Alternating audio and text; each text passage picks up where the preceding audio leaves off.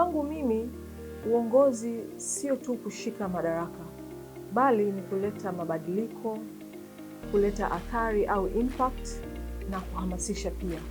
Na kwa miaka hii minne nimeona yote hayo.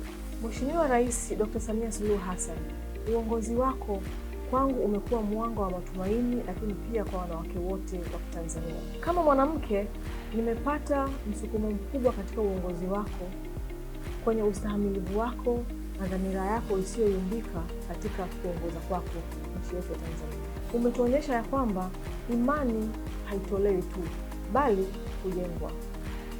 Na katika uongozi wako nimeona mafanikio mengi sana kwenye sekta mbalimbali, lakini katika kitu kikubwa ambacho kimenigusa ni swala la afya, pale ambapo umeenda kusimamia sera ya afya kwa wote, hususani kwa watoto na wamama waweze kupata huduma iliyo bora na kwa urahisi kabisa. Kwangu mimi hii si sera tu, bali haya ni matumaini na haya ni mabadiliko ya kweli.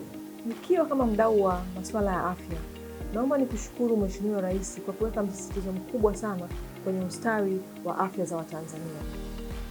Na naomba niseme ya kwamba uongozi wako ni ukumbusho tosha ya kwamba mwanamke anapopewa madaraka, mara zote jamii hustawi.